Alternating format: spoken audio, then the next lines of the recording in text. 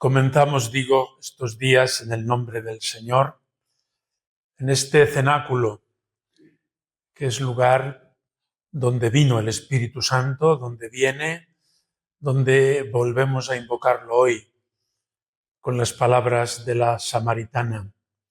Danos siempre de esa agua, que es el Espíritu Santo. En el Evangelio de San Juan, en este capítulo 4, que hoy hemos escuchado en el Evangelio del domingo 3 de Cuaresma, y en el capítulo 5, cuando Jesús dice: el que tenga sed, que venga a mí, y beba el que cree en mí, de sus entrañas manarán torrentes de agua viva. Lo decía del Espíritu Santo, que habían de recibir los que creyeran en él. Así lo explica el propio evangelista. Y el punto supremo, que veremos en su momento, es cuando Jesucristo, él en primera persona, se dirige al Padre diciéndole: tengo sed. En el Evangelio de San Juan es: envía tu Espíritu, envía a mi corazón ese Espíritu Santo que sacie mi vida, mi corazón y todas las carencias y el hambre que mi alma tiene, ¿no? Bien, pues lo hacemos con la intercesión de María, nuestra Madre. Ella estuvo presente en aquel primer Pentecostés, en aquella primera venida del Espíritu Santo, y ella sigue estando continuamente junto a nosotros, y también en estos ejercicios acudimos a ella para pedirle que nos acompañe desde el primer momento y podamos entrar pues en esta intimidad, en el corazón de Cristo, que es a donde Jesucristo nos llama para abrirnos su corazón de par en par y para comunicarnos su más profunda intimidad, que no solamente es de corazón a corazón, de él a nosotros, de nosotros a él, cada uno, sino que es una intimidad que nos va a introducir en el misterio de Dios. Jesucristo nos ha abierto pues el gran panorama de que Dios es Padre, Hijo y Espíritu Santo. Y iremos viendo en cada meditación pues cada uno de estos aspectos. Ahora, de entrada, procuremos entrar con ánimo esperanzado, con buen ánimo, con ánimo pronto, dirá San Ignacio en los ejercicios, con deseo de recibir de Jesucristo lo que Él estos días quiera comunicarnos. No es pura casualidad que Él nos haya convocado estos días aquí y que hayamos podido venir. Siempre es una gracia suya. En cada caso, empezando por mí y siguiendo por cada una de vosotras o vosotros, sacerdotes. Porque uno tiene que hacer 1000 combinaciones al final para estar aquí. Tiene la impresión cuando llega de que, bueno, ya lo he dejado todo en orden, todo suplido, todo atendido, los niños recogidos, está todo bien. Yo creo que tenemos que darnos cuenta, y nos damos, pero lo quiero subrayar desde el principio, es que es Dios el que ha preparado este momento para ti. Y bueno, por eso Él ha ido allanando las cosas. Pero es Él el protagonista principal. Y yo he tenido que colaborar, claro, poner todos los medios que están a mi alcance. Pero qué bueno que Jesucristo me conceda este tiempo y sea un tiempo de gracia, un tiempo especial y un tiempo en el que Él tiene guardadas sus sorpresas para cada uno. Los ejercicios no son lo mismo que el año pasado ni que el año que viene. Estos ejercicios de este año tienen sus propias sorpresas, sus propias gracias de Dios. Y estamos abiertos desde el principio. Estad seguros que va a ser así. Habrá momentos de sequedad. No entiendo nada. Y estoy más frío que un témpano. Pero habrá momentos, estad seguros, en que como que nos empapa con su gracia y nos hace entender pues la plenitud de su presencia. Sin duda, en los ejercicios, si Él ha preparado todas las cosas y nos ha traído hasta aquí, es porque nos quiere conceder gracias de corazón a corazón, del suyo al nuestro. Y nos abrimos así desde el principio, con toda docilidad. ¿Cuál es el objetivo, por tanto, de estos días? A veces trae uno planteamientos en su cabeza y quizá todos sean buenos. No digo que no, pero creo que hay que captar este primero y principal y permanente objetivo. Venimos a estar con Él, como cuando uno va a casa de un amigo. Cuando va a casa de un amigo o de una persona querida o de un familiar, no lleva objetivos en su cabeza. Va a estar, se alegra de estar, disfruta del estar y no siempre habla. Simplemente uno puede estar haciendo una cosa, otra, pero tiene la conciencia viva de que está con. Pues yo creo que este es el objetivo de nuestros ratos de oración, de nuestra reflexión, de nuestra oración litúrgica, comunitaria o comunitaria no litúrgica, el rezo del rosario o lo que esté previsto. Todo alimente el estar con Él, porque eso hemos venido, a estar con Él. No tenemos otra cosa que hacer más que estar con Él. Jesús nos dice al oído, ¿cuánto he deseado este momento? Desiderio desideravi. Con gran deseo he deseado que llegara este momento. Porque quiero decirte al corazón eso, lo que tantas veces ya nos ha dicho a cada uno. Te quiero con locura, te quiero para mí. Quiero que seas mía, seas mío. Y eso dicho por Jesucristo y en primera persona, para mí. Por tanto, lo que tenemos que hacer es procurar entrar cuanto antes en este clima de oración, de diálogo. Luego cada uno vea la manera de llenar su tiempo. El tiempo es de Dios y nos lo regala, pues puede ser con una meditación sobre un punto en el que reflexiono al estilo de los ejercicios espirituales. San Ignacio es maestro en todo esto. Puede ser pues un momento de contemplación serena, sin mayor reflexión. También puede haber momentos de lectura. Me tomo alguna lectura durante estos días que me va como introduciendo en un clima, en un ambiente. La lectura espiritual no se hace para agotar el libro. La lectura espiritual se hace para estar en otro clima. ¿No veis que estamos todo el día? Pues en un clima muy de este mundo. Entramos en la lectura espiritual, la vida de un santo, o sus escritos, o cosas que nos hacen bien y nos ayudan, y nos ponemos en otro clima, en otro nivel. Y ese otro clima y nivel facilita la oración, el contacto con Dios. O puede uno desgranar un misterio del rosario, o dos. No tiene más tiempo ahora. Luego en otro momento rezará los 5 misterios o las 4 partes, ¿no? Cada uno tiene libertad para tomarse el tiempo que quiera, ¿no? Pero es estar con Él. Hay quien le ayuda, por ejemplo, a escribirle una carta al Señor, expresarle, comunicarle, decirle por escrito, que luego me sirve durante el año pues para recordar aquello que pensé o sentí o Él me dijo en la oración. Hay muchas formas.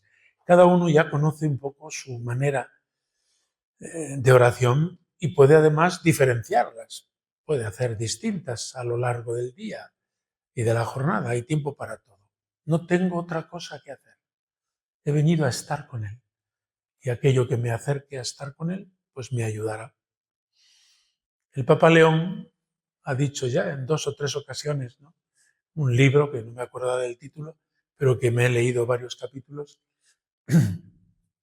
y que el objetivo es ese, es en este momento estar en la presencia de Dios, sin más. Eso no excluye que me ponga a reflexionar al hilo de lo que el predicador vaya diciendo o al hilo de lo que Dios me va sugiriendo. Muy bien. Pero como que el tono continuo sea estar en la presencia de Dios. Porque es Dios el que está en nuestra alma. Viven las tres personas divinas, el Padre, el Hijo, el Espíritu Santo, como en un templo. Viven en mi alma, vaya donde vaya y esté donde esté. Por eso hay quien define la oración como caer en la cuenta de la presencia de estos huéspedes divinos, los tres, el Padre, el Hijo y el Espíritu Santo. Quizá a lo largo de la vida, de la jornada cotidiana, de los trabajos, tenemos que atender tantos frentes y tantas necesidades que se nos va el santo al cielo, nunca mejor dicho. Bueno, pues estos días que el santo se quede con nosotros y nosotros seamos conscientes, vivamente, conscientes de esta presencia. Es una presencia eficaz, permanente, dinámica. No están ahí como un objeto de los múltiples que nos invitan a la oración. Las tres personas divinas están operantes, actuando, están incluso viviendo esa relación de amor entre ellas. El Padre al Hijo, expirando al Espíritu Santo. San Juan de la Cruz tiene en una de sus canciones, ¿no? Aspirando, en este aspirar sabroso, que bien y gloria llena, cuán delicadamente me enamoras. Caer en la cuenta de esa actividad potentísima de las tres personas divinas en el alma. Eso es la oración. Santa Teresa lo describirá diciendo, ¿qué es oración? Pues estar tratando de amistad, estando a solas, muchas veces, con quien sabemos que nos ama. Es un trato de amistad. El cura de Ars, por ejemplo, se pasaba horas y horas en su iglesia, aquella de Ars. Es pequeña, no como ahora han hecho ya una basílica, pero la primera parte, ahí en aquel lugar. ¿Y qué hace usted allí?, le preguntaban algunos. Pues estoy. Él me mira y yo le miro. Él me ama y yo le amo. Y se pasaban las horas, y a veces toda la noche, en esa contemplación sencilla, silenciosa. La oración no son artilugios, ¿no?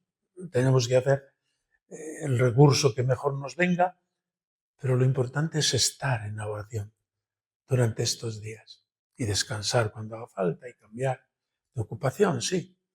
No tenemos que dejar que se nos sorba el seso, ¿no?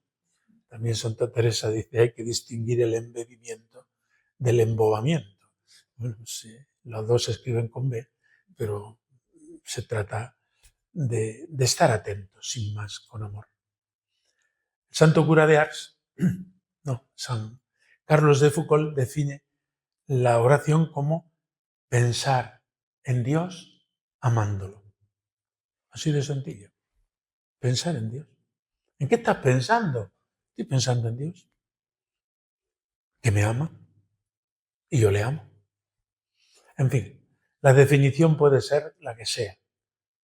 Yo creo que lo más sencillo es estar con Él, consciente de que Él está presente en la Eucaristía, por supuesto, no solo cuando la celebramos, sino después en el sagrario, en la adoración eucarística, pero está presente en nuestra alma, cuando paseo, cuando estoy en mi cuarto, cuando descanso, cuando Él está conmigo. Ellos, los tres, Padre, Hijo y Espíritu Santo, están conmigo las 24 horas del día. No duerme ni reposa el guardián de Israel. Santa Teresa nos dice como 4 modos de oración que conviene tenerlos en cuenta para ahora y para siempre, ¿no? El primer modo, dice ella, es ir al pozo con un cubo, como hacía la samaritana. Va uno al pozo, echa el cubo y saca a pulso el agua que ha recibido en el cubo, lo cual es bastante fatigoso, que lo habréis hecho alguna vez. Esa es una forma de oración. Es fatigosa, pero se saca agua y con eso pues tenemos agua para las necesidades, para regar el huerto, para lavarnos, para las funciones domésticas. El cubo, primera forma de oración muy elemental. Trabajosa, sí. Puede hacerse con lectura, puede hacerse con lección divina de la palabra de Dios, puede hacerse reflexionando, según las formas que a cada uno le apetezcan o mejor le convengan. Segunda forma de oración, la noria. Una noria da mucho más agua que un cubo y con menos trabajo. Y si encima tenemos un animal que lo pueda hacer o un motorcito, ni te cuento, tenemos agua más abundante y con menos esfuerzo. Ella en sus tiempos no conocía el motor, claro. Conocía pues darle a la manivela y un cubo junto a otro y a otro y a otro, pues hacían que el agua saliera más abundante, con menos trabajo. La noria. Qué imaginación tenía esta mujer, ¿no? Porque además con estas imágenes o explicaciones nos daba toda una lección, ¿no? Tercera forma de oración, la acequia, el canal. Uno se acerca a una acequia, a un canal que viene del embalse X o de donde sea, y lo que tiene que hacer es abrir la compuerta y luego, pues, un poco ordenar el riego. Eso se llama regar a manta, es decir, con agua abundante y con poco esfuerzo.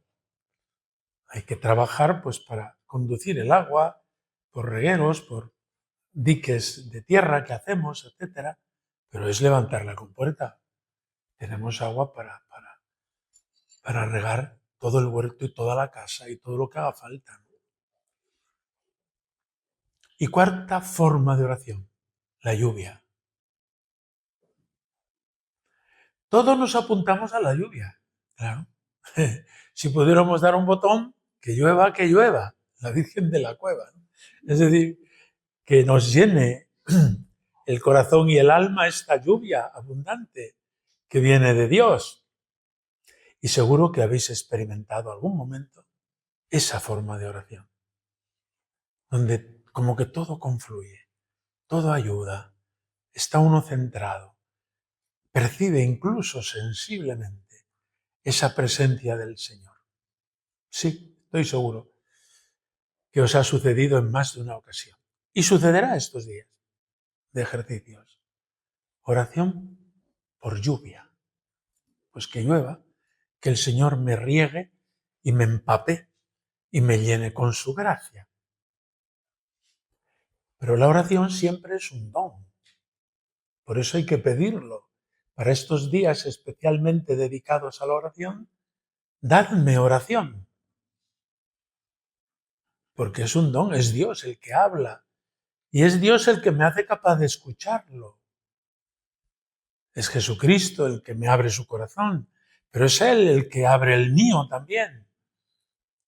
La oración es un don al que nosotros colaboramos poniendo de nuestra parte lo que sea necesario.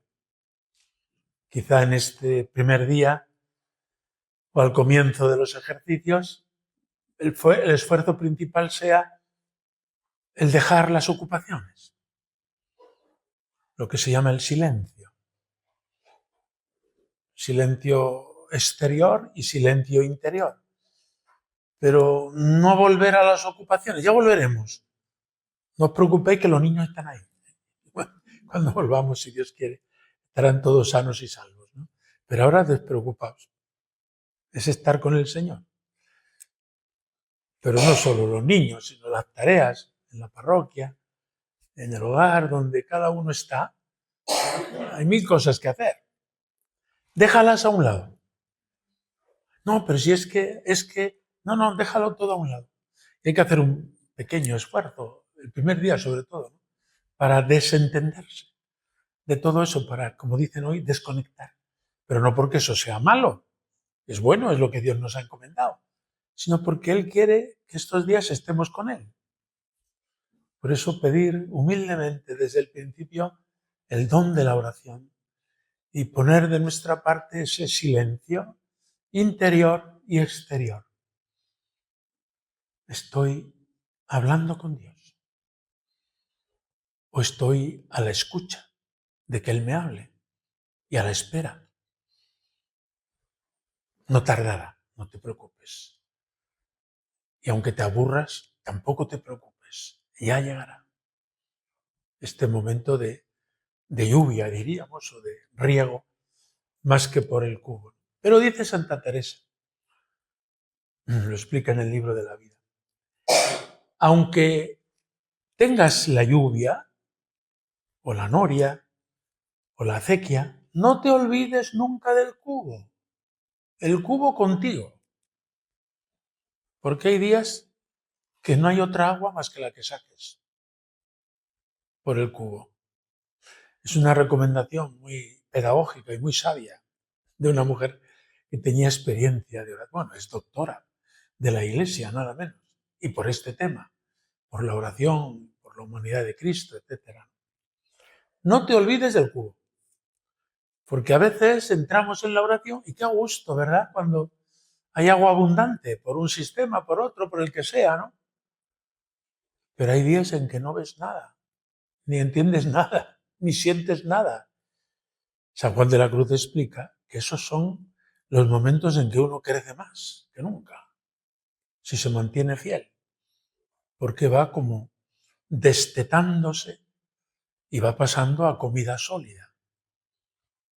Lo dice él, tal cual. No sabemos. Nosotros no somos quienes tenemos que medir con un termómetro qué tipo de oración, qué grado de oración, a dónde he llegado, a dónde voy a llegar en estos días de ejercicios. Me pongo en sus manos y que Él sea el que conduzca estos días de oración. Pero son días de oración. Hemos venido a eso, a estar con Él. Y no tenemos ninguna otra ocupación más que hacer lo que vamos a hacer. Y para eso estos consejos prácticos de la meditación introductoria. Si nos preguntan a cada uno de nosotros, ¿qué es la oración? O si es importante para nosotros, diremos que sí. Estoy seguro, 100% en la respuesta.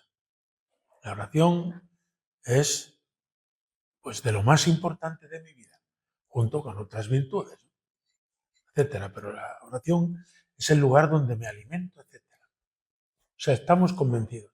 No tengo que convenceros de la importancia de la oración para que entremos en oración estos días. Pero hay que preguntarse, ¿y por qué la dejo en mi vida cotidiana?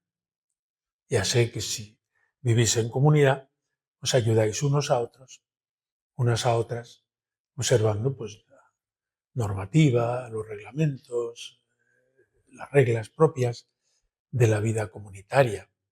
Y al menos esos ratos se salvan. Pero algunos de los presentes no tenemos regla comunitaria. Delante de Dios con toda sinceridad. Tengo que examinar desde el primer día. Cuando la hago, pues ¿por qué la hago?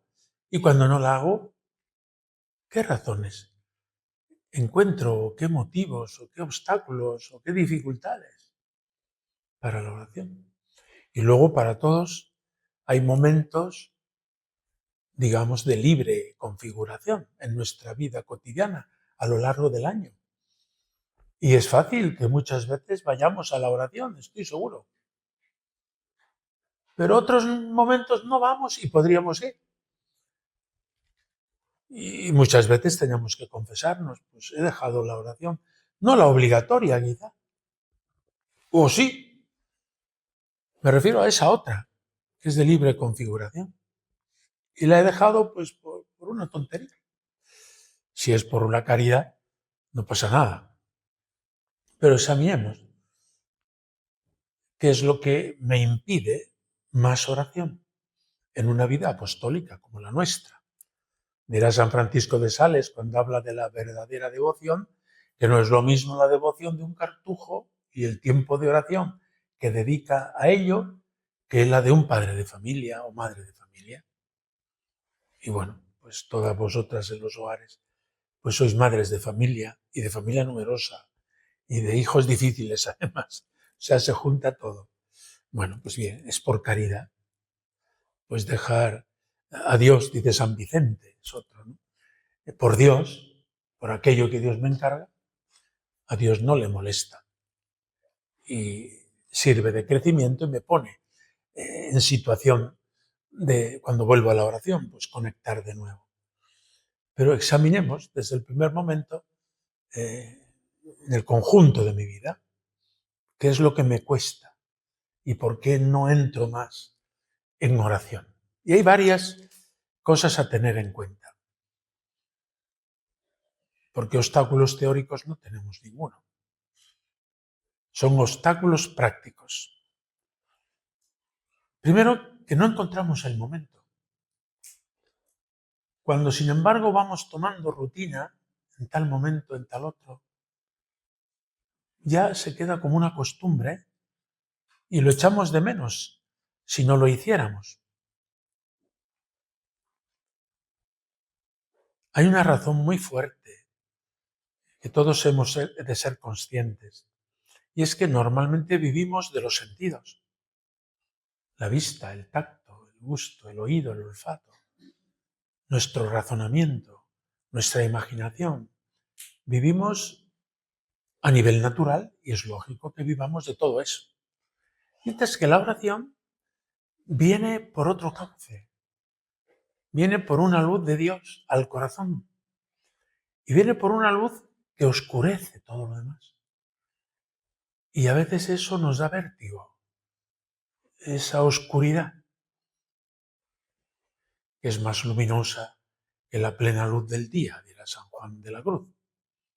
Pero cuando uno ya ha entrado y cuando le ha perdido el miedo, porque claro, pasar de lo que se ve, se toca, se palpa, se razona, se organiza, pasar a una actitud más pasiva, receptiva, a una luz que viene de lo alto, a una gracia que viene de Dios. Como que se funde toda la luz de nuestra casa, nos quedamos a oscuras. Y esa oscuridad produce un poco de vértigo. Pero bueno, tranquilo, no pasa nada. A medida que vas entrando, te das cuenta que es de ahí de donde vivimos, de esa luz superior, de esa gracia que viene de lo alto. Y luego lo traducimos en el trabajo de cada día. Por eso entrar en ejercicios al principio cuesta un poquillo de trabajo y hay que hacer un esfuerzo, porque de todo lo que estamos haciendo todos los días, al llegar al ejercicio no hacemos nada de todo eso, excepto las que tengan que hacer la comida, que no nos dejen ayunas. ¿De acuerdo? Y haremos también, y arreglaremos nuestra habitación. Bueno, todo eso ya se entiende. Pero claro, pasa uno como a estar colgado de la brocha. Y te pone, ¿qué hago? Tranquilo, tranquila. En ese momento, pues, echa mano de los medios que tienes, de una oración vocal o de una lectura, o de... Luego ya a medida que van pasando los días, pues hay materia de reflexión, de oración, al hilo de lo que voy a yo comentando y al hilo de lo que Dios te va a ir diciendo a ti personalmente. Porque predicando de un mismo tema, a cada uno le va a decir Dios lo suyo. Y se te hará corto el tiempo. Y dirás, sí, bueno, pues sigue al día siguiente o el rato siguiente con el mismo tema. Puedes seguir aquí no se trata de agotar los temas, ni el libro que leas, ni la meditación que da el director de ejercicios. No vamos a hacer ningún examen al final. O sea que todo lo que recibas, recíbelo, pero a tu propio ritmo, a tu manera, Es importante saber esto, ¿no? Es que la oración funciona con otro registro de nuestra vida, que es la fe. Y la fe viene por la palabra de Dios y pone en marcha todo el organismo sobrenatural, que es distinto de mi manera de actuar normal en la vida cotidiana. Pasar de un registro al otro, ya digo, nos produce cierta oscuridad de pronto o cierto vértigo. No asustarse, sino que pasemos del uno al otro hasta que cada vez, no solo estos días, sino en toda nuestra vida espiritual, nos sea como lo más espontáneo y fácil la presencia de Dios. Dios está ahí, está conmigo y disfruto de esa presencia. Pero luego los que tenemos que organizarnos la vida sin reglamento o sin reglas de vida comunitaria, pues es que depende a qué hora te acuestes para estar lúcido o no en la oración de la mañana. Don Gaspar, a quien todos habéis conocido, de feliz memoria, tenía este chascarrillo que es muy explicativo. ¿No se puede gozar de los dos fresquitos? ¿O el de la noche o el de la mañana? De los dos no. Tienes que elegir uno. Sobre todo para los veranos de Córdoba. Si eliges el de la noche, por la mañana no estarás hábil ni útil. Y si quieres elegir el de la mañana, tendrás que acostarte antes. En algunas espiritualidades se habla del minuto heroico, que lo sitúan a la hora de levantarse, cuando suena el despertador. Yo lo situaría a la hora de acostarse. Ese minuto heroico de decir, no, dejo todo. No, pero si es que ahora es cuando no me molesta nadie. Ahora es cuando podría leer. Ahora es como podría hacer esto. Ahora es cuando este trabajo. Ahora, no. Bueno, tú sabrás. Pero corta. Yo a los curas se lo digo, porque el cura que está en una parroquia y no tiene reglamento ninguno, pues este punto es clave. Cuando hablo con cada uno de ellos, una de las preguntas al hablar de la oración es ¿y a qué hora te acuestas? Porque eso es clave para la oración de la mañana. Si tienes un descanso reglado, no hay ninguna pregunta que hacer. Pero si no, pues uno por la noche, según su ritmo biológico, pero tiende a alargar, y luego en la mañana, ¿cómo te vas a levantar tempranito? ¿Cómo vas a disfrutar del fresco de la mañana? Si has disfrutado del fresco de la noche. Luego, bueno, ya digo, distintas situaciones, las que vivís en comunidad o en grupo, las que vivís solos, los que vivís con reglamento y normas, o los que vivís sin reglamento en este punto, pero esta es una dificultad práctica que yo al menos he encontrado en muchos, en laicos también, en personas incluso consagradas, en gente que, pues que te comenta su vida espiritual y una pregunta, ¿a qué hora te acuestas? Como en decir, es que es pecado. No es pecado ninguno, pero depende de a qué hora te acuestes, a esa hora podrás estar lúcido por la mañana. Bien, creo que es un inconveniente o dificultad que hay que tener en cuenta. A la cama prontito, cuando manda la norma, la regla en la vida. Y los que estamos sueltos en ese punto, la costumbre de pronto, porque mejor es levantarse por la mañana para hacer la oración. Porque tampoco por la mañana te va a molestar nadie. Es superar la pereza y tomarse un café si es que llega el caso o no. En fin, cada uno tiene sus recursos para poder estar largo tiempo por la oración de la mañana.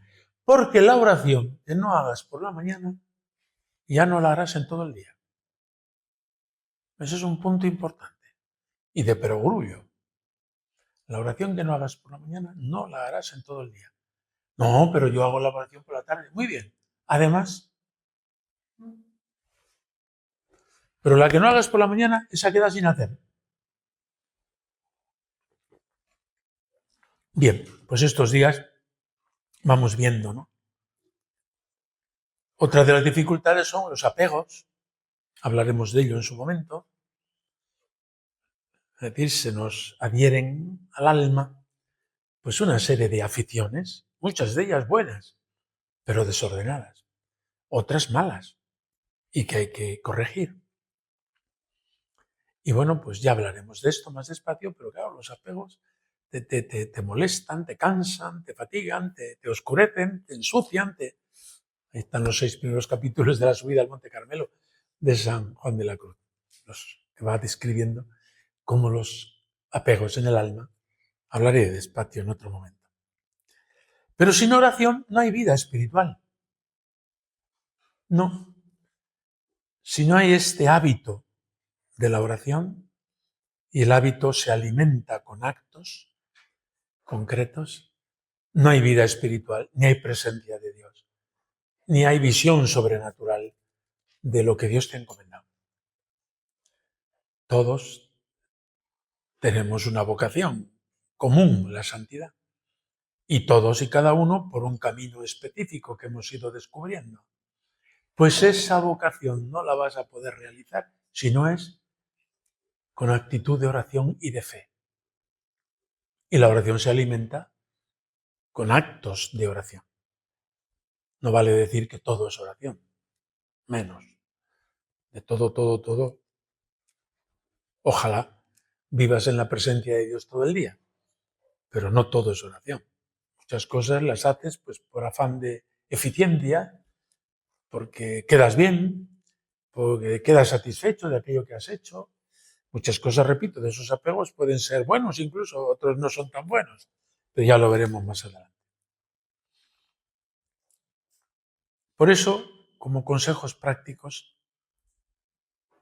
en torno a la oración, ahora y toda nuestra vida, es fundamental un planteamiento de vida en clave de santidad. Si planteas tu vida para llegar a la santidad plena, te sale solo esa necesidad de oración, de buscar ratos. Seguro que todos habéis venido a estos ejercicios con ganas. Tengo ganas de tener unos días y de estar a solas con el Señor. Pues alimentar esas ganas. Pero es un planteamiento de santidad. Si es un planteamiento de mediocridad, ir tirando, ¿para qué la oración? O sea, un planteamiento fundamental y primero es vivir la vida en clave de santidad, porque Él nos ha elegido para que seamos santos. También volveré sobre ello en otro momento. Pero esta es nuestra vocación y esta es nuestra misión y a eso estamos llamados. Y estamos rodeados de santos. Tenemos aquí el sepulcro de María del Prado. Acabo de visitar esta tarde el sepulcro de Pedro Manuel. Habéis conocido a don Gaspar. Eso por decir nombres que todos conocemos. Pero vivimos rodeados de santos. Unos serán canonizados para bien de la Iglesia, otros no, ni falta que hace. La inmensa mayoría de los santos que están en el cielo no están canonizados. Estamos llamados a la santidad. Si Dios quiere que nos canonicen porque saquen de ahí algún provecho, bendito sea Dios. Pero normalmente, pues no nos tocará, seguramente, el ser canonizados. Pero sí que somos llamados a la santidad plena. Y estamos rodeados de santos por todos lados. En la historia de la Iglesia, además, por si tenemos pocos en nuestro entorno, tenemos un catálogo impresionante. Hombres, mujeres, niños, jóvenes, adultos, ancianos, pastores, vírgenes consagradas, matrimonios, viudas. En el catálogo están todas las muestras habidas y por haber. Cuando veamos la Iglesia, es una meditación que tendremos más adelante, veremos cómo la Iglesia es capaz de hacernos de pecadores santos. Esa es su tarea. Y en la Iglesia todo lo que trabajamos y para lo que trabajamos es eso. Pasar de pecadores a santos. No nos asusta el ser pecadores, hemos nacido así. Ni nos sorprende. Aunque a veces nos impacta, ¿no?, en nosotros y en los demás. Pero la Iglesia es capaz de pecadores a hacer santos. Ahí tenemos el ejemplo de San Agustín, que es un pecador redomado. Pues un santo de los más grandes. Y no me voy a poner aquí a contar tantas experiencias que conocemos y que hoy día además, como se lleva mucho lo del testimonio, pues recibimos testimonios positivos, ¿no?, de conversiones, que dice uno, pero pues, la gracia de Dios que actúa. Hoy día en reuniones de jóvenes o de adultos, ¿no?, que si han hecho Emmaús o EFETA o Proyecto de Amor Conyugal, un cursillo de cristiandad o no sé cuánto, o una jornada Guadalupe, eso siempre el momento sabroso es los testimonios, a ver. Y ahí dice uno, pero bueno, pues sí, Dios actúa. Y actúa para llevar a la persona a la santidad. Hemos de perseverar en ese santo propósito y en esa vocación. Pero que la oración es un ingrediente esencial cuando planteamos nuestra vida en clave de santidad. Si no planteáramos nuestra vida en clave de santidad, la oración no hace falta. Más aún, si aun planteando nuestra vida en clave de santidad no hacemos oración, dejamos de plantearla en esa clave. Decimos, bueno, ya soy una persona honrada, ya cumplo, ¿para qué más? No hay que exagerar. Los santos siempre nos invitan a exagerar. Este es un punto importante. Porque nosotros a nosotros mismos decimos, no hay que exagerar. Y unos a otros nos decimos, pues no hay que exagerar. Eso viene del demonio. Y ahí colaboramos unos con otros, ¿no? Tú te acercas a los santos y dices, todos me están diciendo, todos, ¿eh? No es ninguna exageración. Ánimo. Ahí tenemos el testimonio de Prado, que ya continuamente vosotros la conocéis mejor que yo. Estimulante en este sentido. Nunca era exageración.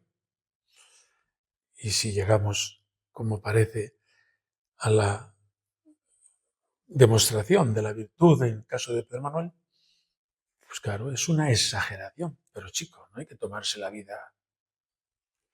Pues sí, vale la pena tomarse la vida exageradamente. Los santos nos dan ejemplos de exageración.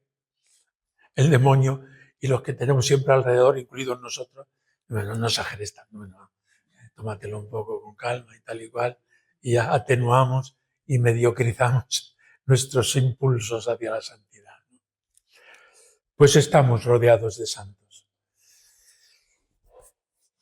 Y estos días, pues, Dios nos va indicando caminos para renovar nuestra actitud, nuestro hábito de oración, y eso, estar abiertos a las sorpresas de Dios durante estos días de cenáculo, invocando al Espíritu Santo y con la protección de María.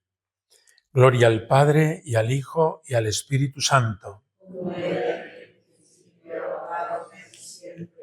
Por los siglos